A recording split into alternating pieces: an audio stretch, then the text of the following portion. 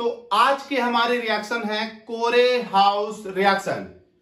बेटा कोरे-हाउस रिएक्शन एक best method है एल्केन्स को सिंथेसाइज करने का।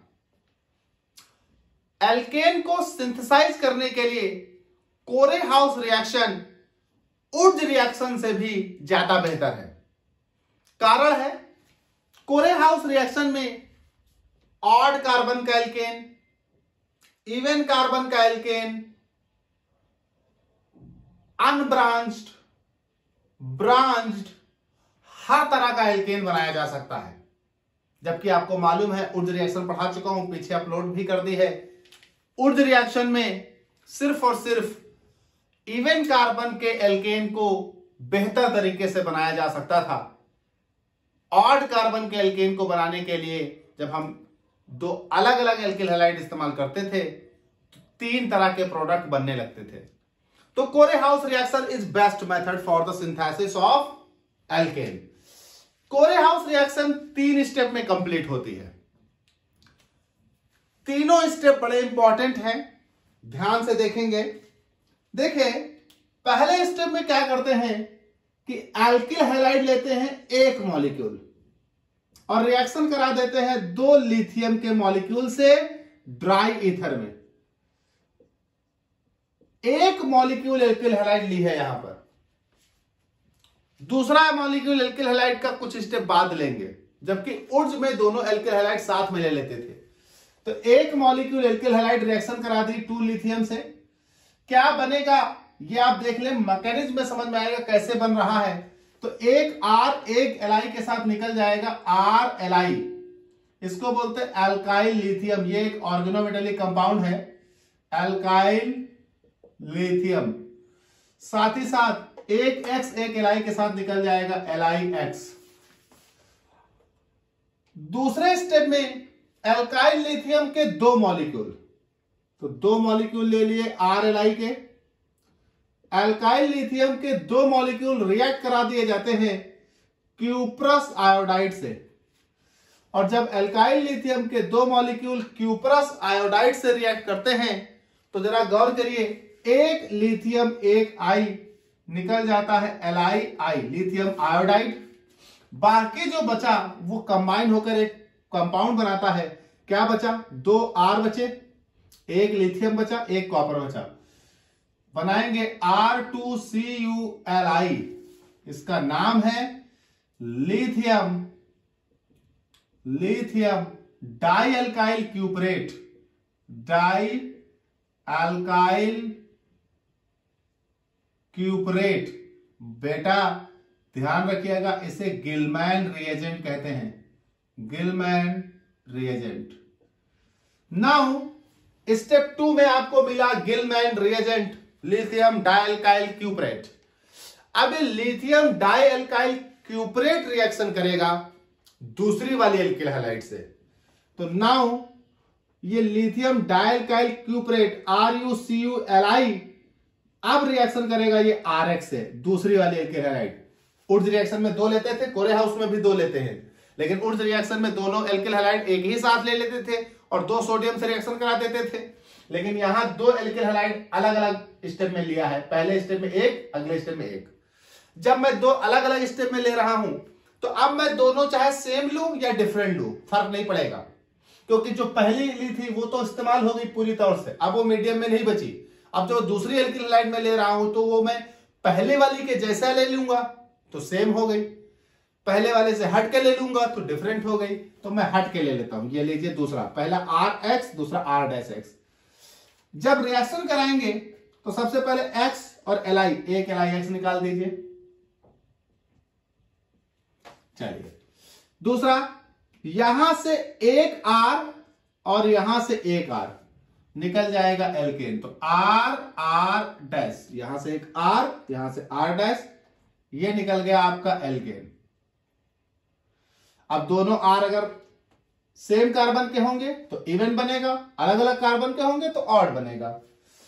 तो अब जरा देखिए, R1 खत्म, LiX खत्म, इधर एक R बचा, एक Cu बचा, ये निकल जाएगा RCu। तो ये आपको मिल गया एल्केन।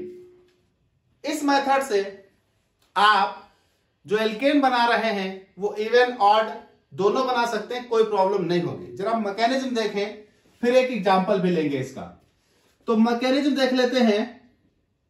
देखिए, आपने ली है एल्किल हैलाइड, रिएक्शन करा दिया है लिथियम से। लिथियम एल्कली मेटल है, lithium has tendency to loss the electron. तो जो लिथियम है वो इलेक्ट्रॉन लॉस करेगा, बनाएगा Li+ और एक इलेक्ट्रॉन। ऐसे ही जितने लिथियम होंगे सब यही काम करेंगे। 2 लिथियम है तो बेटा 2 लिथियम, तो ये बनेगा आपके पास 2 Li+, ये बनेगा 2 इलेक्ट्रॉन। तो लिथियम को ऐसे रिप्रेजेंट करा जाएगा Li+ और 2 इलेक्ट्रॉन। ये आपने लिया RX। आपको मालूम है कि R मतलब एल्किल ग्रुप मतलब कार्बन का स्पीशीज। जब बॉन्ड तोड़ोगे तो हैलोजन की इलेक्ट्रोनेगेटिविटी कार्बन से ज्यादा होती है, तो हैलोजन पर आएगा माइनस, कार्बन पर आएगा प्लस। रिएक्शन कराओगे लिथियम से, लिथियम मतलब दिस, तो यह हो जाएगा 2Li प्लस 2 इलेक्ट्रॉन। अब जरा गौर करिए, एक लिथियम एक X, ये तो निकल गया LiX। अब बचा क्या? बचा R+ 2 इलेक्ट्रॉन और एक लिथियम। मैंने आपको कई बार समझाया है, अगर कहीं कोई पॉजिटिव स्पीशीज हो और उसे एक इलेक्ट्रॉन दो तो वो फ्री रेडिकल बन जाती है, एक इलेक्ट्रॉन और दो तो वो निगेटिव बन जाती है। मतलब किसी पॉजिटिव को 2 इलेक्ट्रॉन दे दो तो निगेटिव बन जाती है, चाहे एक एक करके दो चाहे 2 डायरेक्ट दे दो। नाउ R+ को 2 इलेक्ट्रॉन प्राप्त होंगे, ये निगेटिव हो जाएगा। R- और R- बचा हुआ एक लिथियम लेगा, ये हो जाएगा R- Li+ alkyl lithium RLi। अब ये RLi के कितने मॉलिक्यूल लिए गए थे? 2। तो ये 2 मॉलिक्यूल RLi के एक एक करके लेते हैं, तो R- Li+ रिएक्शन करा दिया क्यूपरस आयोडाइड से। क्यूपरस आयोडाइड, ये क्यूपरस आयोडाइड में बॉन्ड टूटेगा आयोडीन की ओर, यहां आएगा माइनस, यहां आएगा प्लस। ये माइनस अटैक कर देगा इस प्लस पर, इस माइनस का इस प्लस के साथ बॉन्ड बन जाएगा, न्यूट्रलाइज, ये बन जाएगा Li। तो ये निकल गया बेटा आपका Li और ये निकल गया RCU। बेटा इस RCU पर एक और RLi अटैक करेगा, R- Li+। बेटा Cu copper D block element है, they have tendency to accept a pair of electron because of the empty orbital. तो इसे आप पेयर ऑफ इलेक्ट्रॉन दे सकते हैं, ये एसिड की तरह बिहेव करता है, तो ये आप इसे दोगे इलेक्ट्रॉन का पेयर।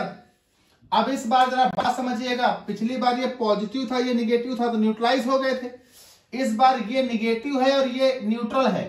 तो जब निगेटिव और न्यूट्रल के बीच अटैक हो, रिएक्शन हो, तो दोनों के बीच बॉन्ड बन जाता है, लेकिन चार्ज ट्रांसफर हो जाता है न्यूट्रल वाले पर, तो इनके बीच बॉन्ड बन जाएगा। तो R एक था, दूसरा आ गया, ये हो गया Cu, और इस Cu पर चार्ज ट्रांसफर होकर आ जाएगा R का, तो ये हो जाएगा निगेटिव, और ये हो गया Li+, इसको बैलेंस करेगा, तो ये हो गया R2CuLi।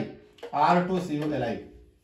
नाउ R2CuLi को आप ये दे रहे हो, एल्केन बन रहा है, तो यहां देख लीजिए अगला स्टेप, R2CuLi को ये दिया, तो ये हो गया RCU- Li+ ये हुआ R'(X). बेटा R'(X) इलेक्ट्रोनेगेटिविटी डिफरेंस है, बॉन्ड टूटेगा, X पर आएगा माइनस और R पर आएगा प्लस। यहां देखिए बेटा कॉपर पर है माइनस, और जैसे कॉपर पर माइनस है, कॉपर को न्यूट्रलाइज करोगे तो बॉन्ड तोड़ोगे कॉपर से दूर मतलब बॉन्ड तोड़ो R की ओर, तो जैसे ही बॉन्ड R की ओर तोड़ोगे R पर आएगा माइनस, कॉपर पर आएगा प्लस, कॉपर का प्लस कॉपर के माइनस को न्यूट्रलाइज करेगा। जैसे ही कॉपर का प्लस कॉपर के माइनस को न्यूट्रलाइज करेगा, तो कॉपर का प्लस कॉपर के माइनस को, सर कैसे प्लस, जैसे ये बॉन्ड ऊपर तोड़ोगे R पर आएगा माइनस, कॉपर पर आएगा प्लस, और ये R माइनस जाकर अटैक कर देगा इस R प्लस पर, दिस। तो ये R माइनस R प्लस पर अटैक करेगा तो ये बनेगा R single bond R dash, this. चलिए, ये कॉपर पर जो प्लस आया इस बॉन्ड के टूटने से, वो कॉपर के माइनस को न्यूट्रलाइज करेगा, तो R और Cu जो Li प्लस था वो X माइनस के साथ निकल जाएगा। इस तरह से आपके ये तीन प्रोडक्ट आ गए, Li plus X minus, this, R plus ये R माइनस, दिस, ये RCu, इनके आने से प्लस, ये माइनस, न्यूट्रलाइज RCu, ये आपको बना एल्केन। तो इस मेथड से आप किसी भी टाइप का एल्केन बना सकते हैं, क्योंकि दोनों एल्किल हैलाइड आपने अलग अलग स्टेप में इस्तेमाल की हैं। तो आपका जो डिफरेंट एल्किल हैलाइड 3 प्रोडक्ट उर्ज में होता था, ऐसा यहां नहीं होगा। तो अब R की जगह आप कुछ भी रख लें, X की जगह आप कोई भी हैलोजन ले लें, R डैश की जगह कोई भी एल्किल हैलाइड ले ले, आप रिएक्शन करें, आप जिस तरह का प्रोडक्ट चाहेंगे वो आप बना लेंगे। तो ये आपके पास होता है कोरेहाउस रिएक्शन। एक क्वेश्चन आता है कि Corey House reaction is better than the Wurtz reaction, explain why. सीधा सा फंडा है, Wurtz reaction is better to synthesize even carbon alkane, but the Corey House reaction is better to synthesize even carbon, odd carbon, both type of alkene.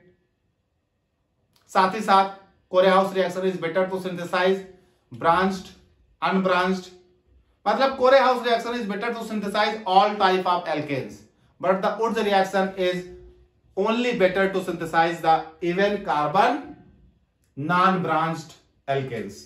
That is why Corehouse reaction is better than the Wurtz reaction.